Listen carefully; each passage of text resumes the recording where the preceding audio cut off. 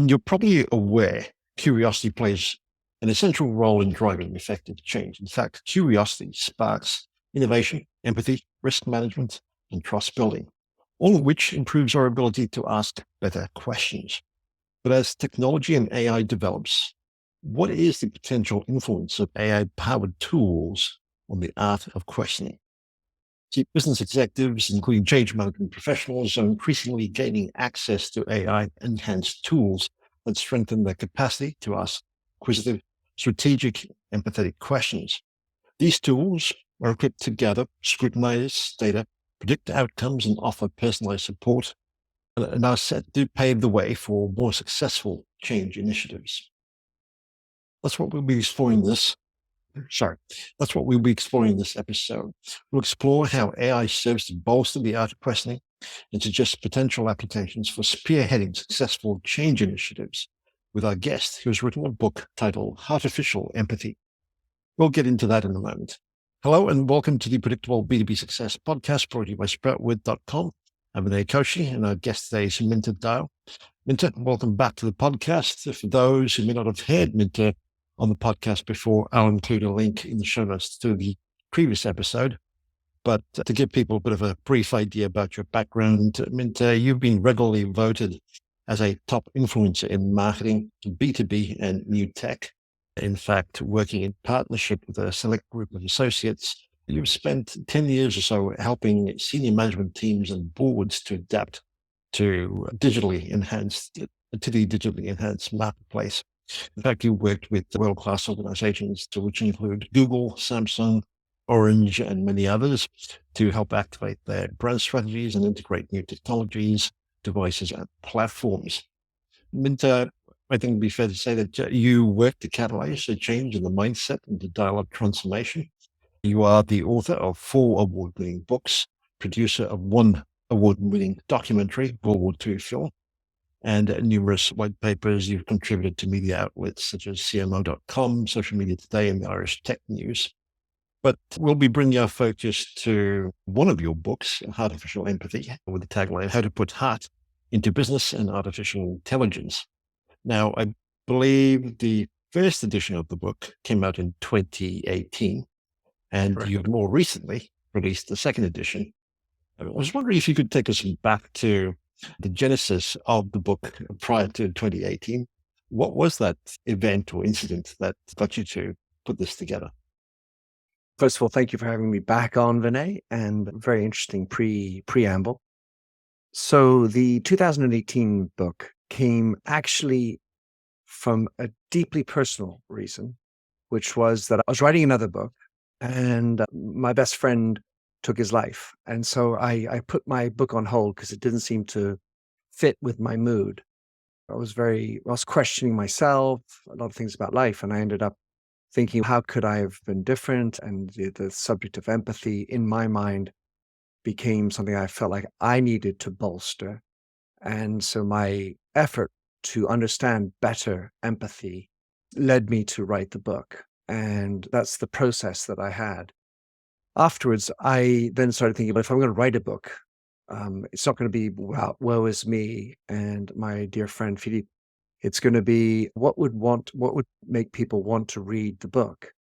And if I want to insert more empathy into businesses, it struck me that there are a lot of people who think they're empathic as leaders, businesses, but aren't. And so they have usually an oversized evaluation of their own empathic levels. And so my little hook idea was, maybe these are the types of people who'd like to delegate empathy and not worry about it themselves because it's too much to bother about, which I, of course, fundamentally disagree with. So the book was a sort of a hook. Oh, if I could just delegate empathy to the AI, that means I don't have to be. Once you open the book, of course, the first half of the book is, you've got to be empathic if you want to encode empathy. So it was just that was my sort of the idea of hooking people into the book. And that was how I came around with it. And what was your take on artificial intelligence and empathy at that point in time?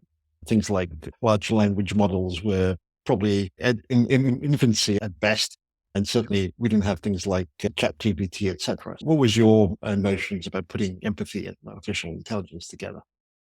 The notions of empathy and AI, or empathy and robots, has long existed. And so I wanted to contribute into that sort of pantheon of thinking that I would say starts with Philip Dick, who wrote the book Do Androids Dream of Electronic Sheep or Electric Sheep? I can't remember. And the distinguishing factor between the androids or the bots that they had at those time and human beings, for those who lived on, was whether they had empathy. And in that book, there's this test called the Voigt-Kampff test that is designed specifically to evaluate whether the object or person in front of me is empathic and therefore a human being, or not empathic, therefore an android. Excuse me. AI, the general idea of AI is up until 2018 for me. It's very largely nothing to do with replacing human beings, very largely about doing repetitive things and where they could encode it, amazing amount of usages. But the idea of making a robot that is totally human was still very far away. Of course, they have the likeness sometimes. Sometimes they're able to do some function, but not the whole thing. We are far from having an AI that is like us, an artificial general intelligence kind of machine. So, all the same, there were at that time already many usages of AI in interactions and communications. We'd already done the bots. We had various companies that were doing CRM programs with intentional indices rating empathy with the AI. So it was becoming a topic. And what I wanted to do as I wrote that book was research where we are in trying to encode, let's say, humanity, and more specifically empathy, into the machine. That's a very interesting perspective. I'm curious, as you delved into this whole area of empathy and perhaps increasing one's empathetic potential, and listening to what you were saying, I'm also thinking back to our previous episode where you mentioned that your superpower, personal area of strength, was that of listening. And I think that's fundamental to being empathetic. I'm curious, given the last couple of years or so, would you say that you've been able to improve your ability to listen and thereby increase your empathetic potential? Yeah, there are two things that I've improved on. And maybe just one qualifying comment about listening is that I tend to be good at cognitive listening to what's being said and making sense of the words coming out of the mouth. The empathy piece, it has to go a little bit further. And there are two things that I've improved on. One is being able in advance and during a conversation to be more present, which essentially, in the case of being more empathic, means understanding where I am emotionally. Once I get a grip on that, then I'm better able to adjust, not only to listen cognitively better, but to remove myself from what's being said. In other words, not jerk it back to what I want to tell or the next sentence that I'm going to quiz the person on or whatever. And the other piece is having gained that more calm presence, able to also read and listen to the surrounding factors, such as emotions, or lean into and think about what the other person is feeling and experiencing, not just thinking and saying. So I noticed you had Oscar Trimboli on your podcast. I don't know if you've read his book, Of but course, I'm how curious. to listen. Yeah, I'm curious. Was there anything that really helped in your journey to improve your listening skills? One of the things I do as a practice is something that was developed by two friends in the empathy enthusiast or activist world, Lita Vey Niesink and Edwin Rutsch, are empathy circles. And empathy circles are a tremendous practice. I've done close to somewhere around 200 of these. And that's a lot of practicing over 2 hours listening, because that you become very aware of how your monkey brain fires up and how certain thoughts might stimulate you to think more about you and thoughts that you're having, as opposed to continuing to listen to the person you're talking with. So the empathy circle has been a tremendous vehicle for keeping me abreast of my own thinking, my own empathy. Certainly, Edwin certainly has extended the invitation to me. I haven't found a good time to be able to do all of those. It's pretty early in the morning for me. It's something I love to get into if I could. Just coming back to your book, I mean, you've now released the second edition. Obviously, there have been updates to technology, and we have things like ChatGPT, etc.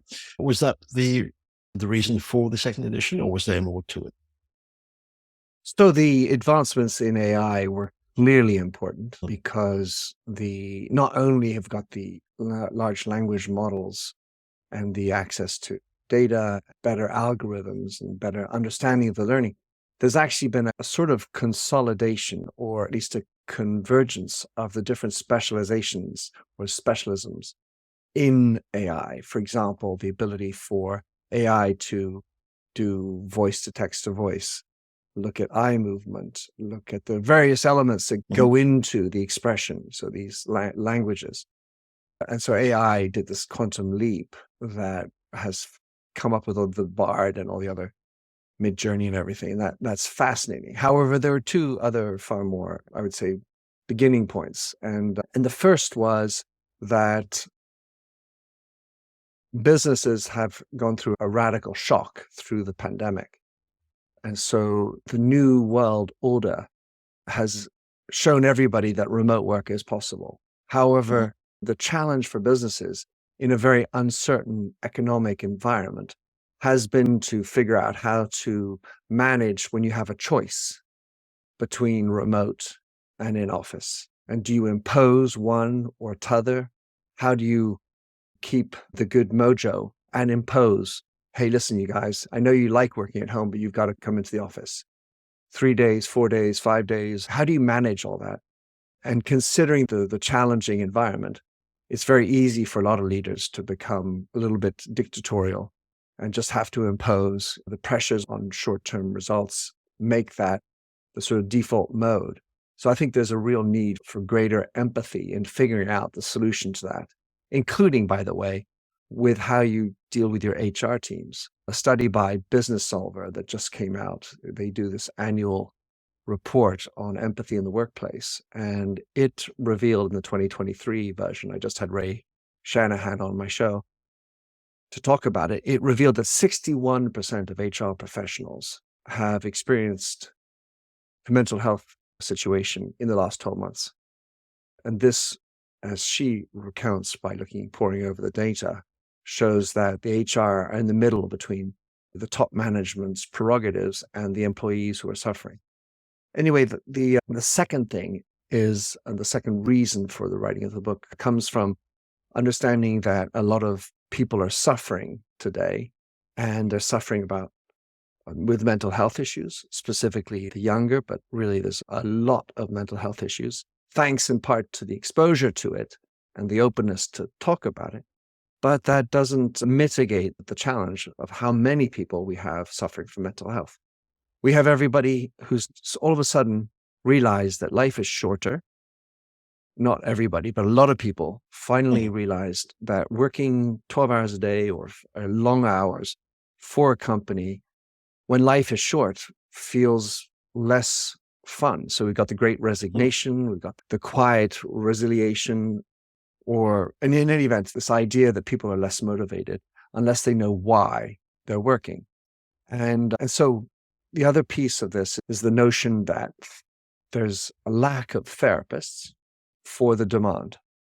The supply of therapy is weak in virtually all Western countries, where they're no longer able to even add to their waiting list therapists. So what do we do? I think there is an avenue, and I've been exploring that, and that was one of the reasons I wanted to add a whole new chapter about that in the book, which is about how we can eventually think that we'll have therapeutic AI that will provide at least a buffer for individuals who aren't able to access a therapist. And that can be on a socioeconomic level. It can just be because there are no therapists in my area. It can be because it's 2 a.m. and there are no therapists awake when I'm having some suicidal thoughts. So I wanted to explore the options of where we are in making therapeutic AI, which of course requires a deeper sense of empathy. A very interesting application there. And I know that certainly with the pandemic and for a lot of reasons, economic and even technologically speaking, that some people at least are having a difficult time dealing with change. And in an organization that's forced to change and adapt to an evolving economic situation and certainly technology as well, change is almost a constant. And I wonder if there is enough of a conversation that occurs within an organization in order to be able to not just communicate change effectively to those in the organization, but to help people cope with the stresses, be it within the organization and even at home or elsewhere, that perhaps compound this whole idea of what can seem like constantly paddling upstream, if I could put it that way. So, yeah, I'm curious as to your perspective on that within organizations. Is that even something of a talking point? Or I know at some point a little while ago, there was conversations around trying to support individuals with mental health support and programs, etc. But has that evolved or gone further than those initial conversations, or is it still pretty much an issue that people put on the back burner? So it's a question with several drawers to it, as we say in French, the tiroir. So I think I want to start with returning to what was the central premise of my last book, which was You Lead, which is where we talked about last time. And the idea, one of the burgeoning elements for me is that on the one hand, we've all run down the gauntlet of self-actualization at the top of Maslow's pyramid, and it's all about me, which could be maybe more provocative in saying it's the exaggeration of narcissism, or it's an extent of narcissism today, where it's all about me and how I should feel self-actualize and how I deserve to be the ideal me. Yet, do we struggle in the second component of actually understanding who we are? And to the extent that we have created this ideal of self-actualization or a presentation of ourselves on Instagram or in social media, and that we maintain this mask, this projection of a great do-gooder, perfect me, there's inevitably a downfall where you discover, or everyone discovers, that they're not perfect, that they aren't close to this ideal that they've been presenting. And I think that creates two problems. One is a dissatisfaction with self, and also a misalignment as to where I'm working. Because if you don't know who you are and what's truly important to you at a down deep level, and you haven't done that work with regard to the employment that you're working for, then you feel out of place. You don't know who you are. You're unhappy with where you are. And you might even blame the job for the unhappiness. But I think that fundamentally, what I would like to, let's say, encourage people to do is actually just spend the time with yourself to understand who you are and what makes you tick. And that takes time. It takes concrete exercises that can help you move to get there. Once you get that, then everything seems to fall better in place, and you understand why you're working where you're working. You understand how to choose what to do and what not to do, and carve out real time for what's important for you. That certainly makes a lot of sense. Would you say there's an obligation, though, on most organizations to help people in their journey and find fit within the organization, or to help them find and fulfill their own potential? I'd say yes and no. I think the key point in this is actually for companies to understand who they are. The same exercise that you do at an individual level can also be done at an organizational level to understand what are the values, what are the behaviors of our organization, what we will and we won't accept as code of behavior, language, and so on. And what are the issues which you're going to stand up for? Mhm. So but when you do that, it can't be, we believe in all liberal ideas. Well, specifically, which Mhm. ones do you stand up for? And how does that correspond with your target market? And of course, with your employees. So there's an internal work, if you will, that needs to be done. As far as the mental health piece of employees is concerned, that's going to help. Doing that prior work is going to help them at least know how to gauge where they sit and how they're contributing to the overall purpose and values of the organization. And if you're leading a team of 5 people, every middle managers, they do have a responsibility to look at the mental health of the individuals. That is where you apply the empathy at a granular level. So with your team, hey, listen, Vinay, I notice you're not feeling so well. Should we have a talk after the meeting? You don't confront it in the meeting. You have empathy with regard to it, Mhm. being observant of it. And then Vinay, if you're in my team, for example, then we talk about it. Hey, listen, yeah, I've not been feeling so well. Oh, I'm sorry. And then at that level, understand that this is key to the motivation and trust building in the Mhm. relationship that you have with the employees. So if you're leading a team, it's up to you as the individual, wherever you are on the scale, the ladder of the corporation, to evaluate the mental health, including, by the way, of yourself. Mm. So if I'm hearing you correctly, you're really speaking to this idea of developing culture within the organization that also speaks the direction that it'll take, the values that it has. And as a result of that, empathy may be one of the key values that it chooses to exhibit. And that flows out in some conversations. And if I could just course correct Sure. there, I think the empathy is used in understanding where it's at. I caution organizations who say that empathy is a value. That's like saying humanity is a value or some other grandiose idea, Yeah. or breathing Okay. is a value. Really? So I've seen organizations that do that. As soon as you write that empathy is important to us, it's because you don't have empathy in the organization. It's a part of how to do it. And I think it's a useful skill, soft skill to have when you are looking at the creation of a culture. I don't know what your experiences have been, but I've been in organizations where you could argue there's perhaps not so much empathy, and they're very much focused on the figures, the bottom line, etc., which is important as well. How would you speak to someone who's listening, going, you know what, I work in one of those kinds of organizations, and it's hard going at the moment. What would be your recommendation to? Of course, it depends who the context is. I would say that it's completely counterproductive to start saying, let's just do an empathy campaign. Let's make ourselves more empathic. That'll be highly incredible, non-believable, and fail. So you need to do it within your context. And the answer for me is to think about what's strategically important for the business. Because if you're in the middle management, you're not the CEO, I'm Mhm. assuming, trying to bring change that is untethered from what the CEO has Yep. issued as a strategic vision will be difficult. So the example of, let's say, you work for an organization who has, let's say, a challenge of, and the clientele is too old and you want to get a new blood into the clientele. Okay, that's the big challenge we set ourselves for the next 3 years.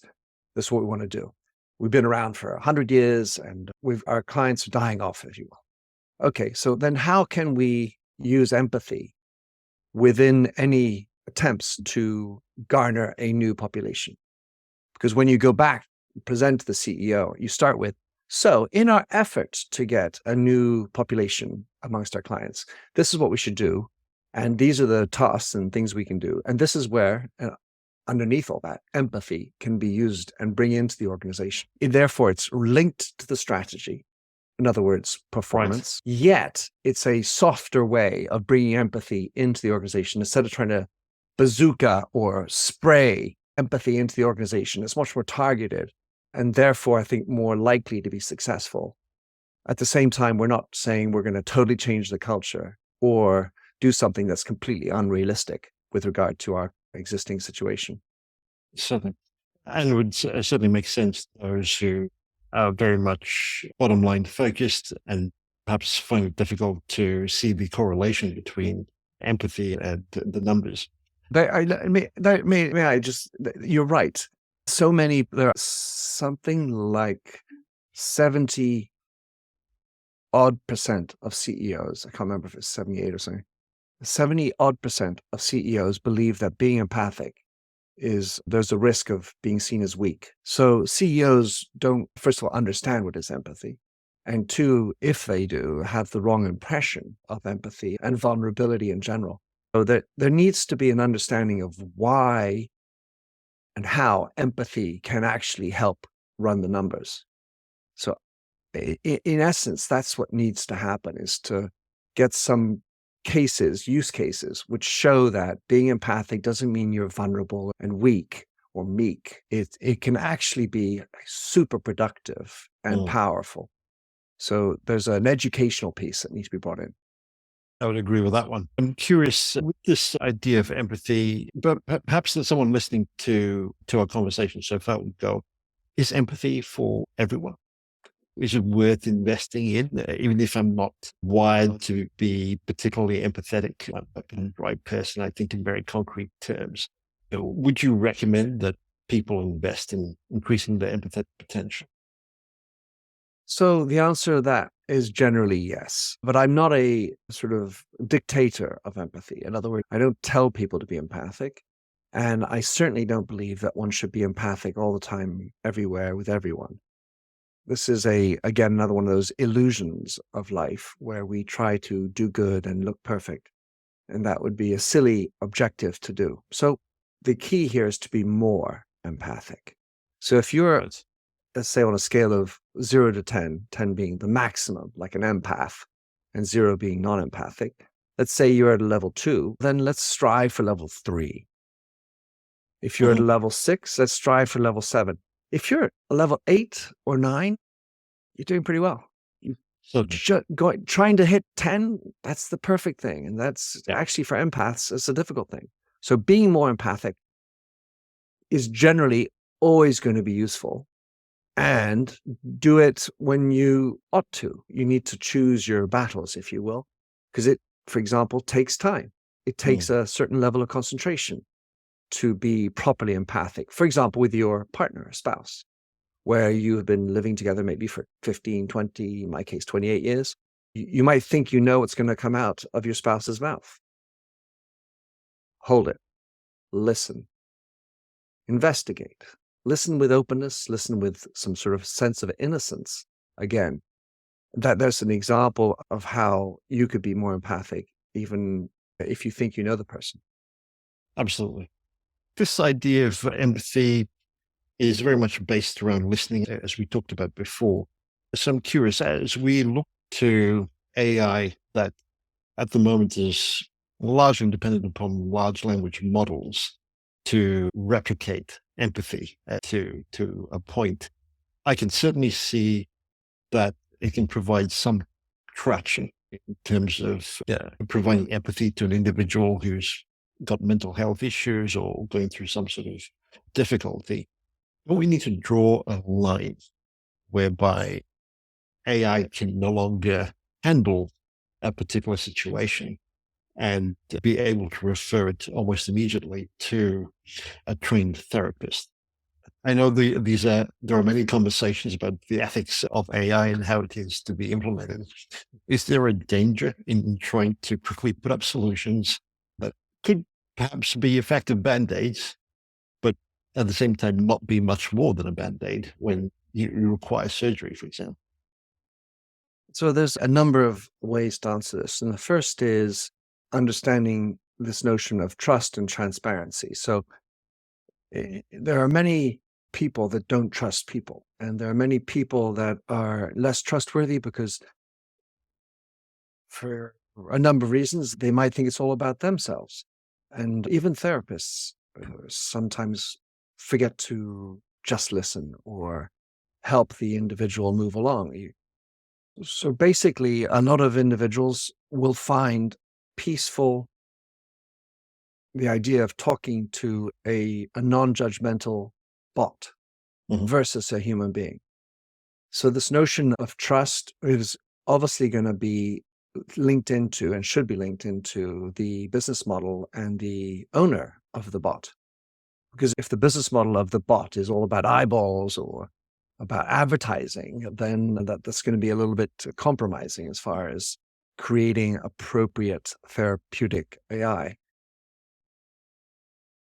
Second major piece is that we are so far from creating a bot that's able to handle the full conversation with somebody. Even like taking a customer order, there are many elements that very quickly can go wrong in trying to automate it entirely with a bot, as empathic as you might have encoded it. And so very quickly, you always have to have the help button, if you will, the get out of bot card, because get out of bot card switches me to the human agent who can actually debug or get to the answer that they're looking for. So the idea of having a bot that's capable of holding a 3-hour interview or conversation with me, that's entirely natural, without any hallucinations, without any weirdness that makes for an untrustworthy relationship, we are so far from that. So it's not even a question. Ultimately, for me, the issues are twofold. One is the proper encoding to have a reasonably ethical bot, because even human beings aren't ethical all the time. So let's not hold the bot up to a higher standard than we hold ourselves up to. And two, look at the ownership and business model behind the bot to understand what and how they're going to make money from this. Because as you said at the very beginning, we do need to make money. But understanding the link between that performance and what we're trying to achieve. And if the achievement of the goal is we need to help suicidal teens, and that's our obsession, that's how we're going to mark and show our benefit, then that seems like a worthy type of bot. And I'm not interested, or I don't think there should be so many hoops to go through that. Yes, we have to regulate. Yes, we have to legislate and all that. However, I'm, let's say, more positive, providing we're in an ethical framework or a company that has a solid intention of the opportunity for a therapeutic AI to exist. You've been talking about the empathy and how it can help people, but I guess the question I should have asked you perhaps a bit earlier was, how do we measure empathy? It's a bit hard to code empathy, structure solutions when we don't set a particular target or a goal for ourselves. How would you recommend we measure empathy, which can seem a little bit nebulous to a lot of people? Actually, it remains nebulous to the entire community of empathy enthusiasts. It's a very hard thing. So how do you measure humanity? How do you measure emotions and such? There's so many variables that go into it. I want to start, I think the important thing to look at this point is to break down empathy into two sides. One is the emission of empathy, and the other is the reception of empathy. So you have a person who is trying to be empathic with another person, or let's say two objects, if you will, a machine and a person. And so I am trying to be empathic with this one. Does this one seem to perceive the empathy? And of course, the reality is if it's a machine, it's not feeling what you're feeling, which is also part of the empathy score. So sometimes you can be empathic, you can be genuinely empathic, and the other person doesn't perceive it. That could be, for example, in the way that you created a shampoo bottle that doesn't slip in the shower. You used empathy in the design such that for smaller hands, let's say women or girls' hands or something, it doesn't slip in the shower because they got shampoo in their hair. They have shampoo in their hands. It's silicone, it's slippery. So I've created a way that there's a better grip on the bottle. Does that person in the shower at that time think that the company that made this shampoo bottle was being empathic? No. However, empathy was being used in the emission. On the other hand, there's the person receiving, and do they think the other person is listening to me? Do they understand me fully? And right now, we have a world where study after study show that human beings are in society, the level of empathy has gone down. We have study after study showing that empathy in businesses and the management of people has been on the decline. It had gone up, but it's now on the decline. So as human beings, I think we all have the opportunity, empathically challenged or not, to be more empathic. And I think that there's great opportunity for machines to also encode a little bit more empathy. It's going to be difficult. And measuring it, well, you have two types of, let's say, targets. Because if you're a business, the way you want to measure empathy, it's very likely you're going to want to measure it against results at some level. For example, you want to do an email campaign. All right, let's do some A/B testing. And in one, let's go with a really sharp, practical, rational. In the second, let's try to be much more empathic, just to take an example. And let's measure the open rate, the conversion rate, when we've really thought through from an empathic standpoint as opposed to just a rational standpoint. I say this to be a little bit black and white, but that would be a way for a business to measure the benefit of empathy as opposed to measuring the empathy itself. On the other hand, it's very difficult for individuals to gauge the empathy there. You might think that someone's being empathic in the morning because you got up, you got coffee, and by night you're tired and grumpy and nothing seems empathic. So we as human beings have this sort of huge subjectivity component. And I'll go back to a study which says that 75% of people tend to consider themselves as being above average in empathy, whereas over 60% of people understand that society's empathy has gone down over the last 10 years. So we tend to overvaluate ourselves. We therefore don't have the humility that goes back to your notion of curiosity that you mentioned at the top, to want to listen to somebody else, to want to learn about the exact situation of somebody else. And especially the more successful we are, and if we're male, we feel, well, I'm successful to where I am. Why should I bother changing? Why should I bother listening to this person moan on? And we therefore we're not perceived as being empathic.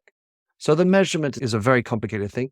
And it's actually the exact subject which I'm working on right now with a very close friend who's encoding an HR, let's say, a bot or application to try to identify soft skill levels and qualities in potential candidates.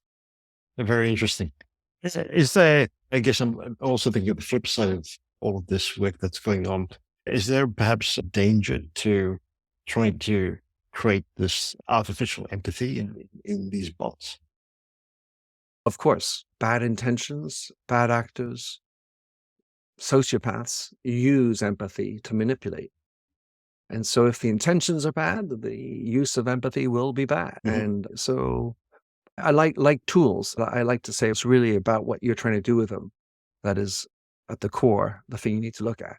It's not the tool's fault. It's not empathy's fault per se. And yet, let's be nuanced, because basically being empathic, sometimes it can be very draining, especially if you're dealing with a lot of pathos or people who are suffering.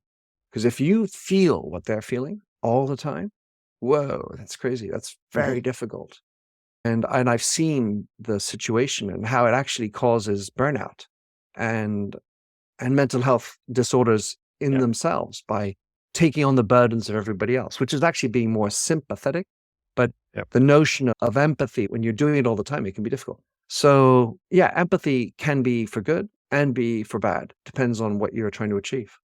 I just had this thought that with this notion of potentially using empathy for bad, for good, and given the kind of conversations we saw in elections, perhaps in the US and other parts of the world, not too long ago. Should we expect more polarized discussions, given that you could have people using empathy to form tribes around particular notions and causes that some people resonate with, and because of the empathy that they find within those groups with the aid of these AI bots, etc. We could also be looking at a very polarized or increasingly polarized world. All right, so that's a big old question. For me, we have created a society that is more and more polarized, in large part because everybody feels that they're not heard. And so let's say, if we just say left and right, they have associated themselves with an identity and a cause that becomes existential. And that path has been happening for quite a while. And now we've got these relative extremes happening. I say relative because we should put things into context. And it becomes existential whether or not this law is passed. It becomes existential whether or not this cause survives. And there are numerous elements that could go behind that. The challenge now, I feel, is to reel back in some of these hugely exciting but implausible identities or causes, and to circle back onto, I would call it reality. And I feel like we have, as a society, first of all, lost identity as a society. It's all about identity at the individual level. There's lesser sense of community, unless it's my little echo chamber, and that becomes my community. So there's me, my echo chamber. And I'm not interested in sharing or spreading out because this is my identity. This is my existence. So we need to go for the larger community, but not the total world, because this idea of loving everybody and the single human race idea is very pretty and highly idealistic and not therefore realistic. You just need to take a look at the beautiful community of the Soviet Union. They don't even have, much less the world, a shared vision of that. I say Soviet Union because of the ex-Soviet Union states and the Yeah. relationship with Russia. And the notion of being at war, civil war, feels like it's burgeoning in many countries, or bubbling. You can just look at all the riots that are happening systematically against the state in several countries. And so for me, the idea of knowing who you are is one of the core anchoring pieces, and moving away from this idealized mask that you have of yourself and being more real with who you are, which means, for example, accepting that we get old, we must suffer pain, that we ultimately will die. And life is about dealing with the challenges and the risks, not just projecting some idealized version of me, which includes people in the echo chamber, whether right or left. And let's come back down to our roots, understand our humanity in a more prosaic level, and hopefully rebind, at least in the center on both sides, through conversation. And that's my vision. Mhm. I'd like to explore, if you could, for a moment, this idea of artificial empathy and its ability to improve the questions we ask of ourselves within the organization, or, well, think of an organization, a business organization. Are you, from your experiences and the conversations you've had, finding that there are perhaps a couple of areas that don't get as much airtime as it should? If so, what would they be? So artificial empathy, what it can teach us and how to be more curious or create the right questions, requires you to understand what is empathy in the first place. And in the process of trying to create artificial empathy, you have to understand it, and then you need to understand how you're going to create it. So that means, for example, understanding why you want to make your AI more empathic. Why are you trying to do that? make more money, make your employees happier, make your customers happier? What's actually underlying that purpose? And then you have the encoding factor, because essentially you need to understand, as empathic as you are as the boss or the person doing the brief, the people who are encoding are programmers. And you need to be very clear about how empathy works, because without being huge or certainly not wishing to be offensive, a lot of programmers aren't high in empathy. Even in the process of creating empathy, you have a number of little steps that need to happen that will allow you eventually to create a more virtuous, a more authentic type of empathy. And this brings up the second piece, which is really think about the alignment between your culture, how you operate person to person at the cafe in the morning, in your meetings, in your customer conversations, in your business lunches, all these other opportunities of real face-to-face, human-to-human type of interactions. And where is empathy in your culture there? And then go about trying to craft an empathy, or at least an AI, that corresponds to that culture. Because if you do something differently, for example, make a perfectly empathic AI, but you guys are dicks inside, that's just not going to fly. It's going to ruffle feathers amongst the employees. They're just going to roll their eyes and say, look who's talking, kind of thing. And then the customer who is enchanted by the AI that's perfectly empathic and then gets into the store and has the interaction with an employee who's a real dick, that's not going to turn out well either. So you need to have some sort of correspondence, some coherence. And as far as the last question, which is what are we not talking about enough? And that for me is the ethical framework. In many of the conversations I've had, whether it's executive committees or board of governors, the notion of ethics is always implicit.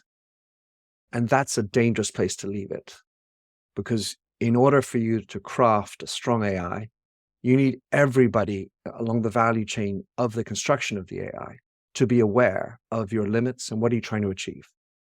And rather than do a do-good ethics or do no evil type of ethics, be more specific around what you mean by your ethics, such that it can be interpreted in all types of behaviors and all types of communications.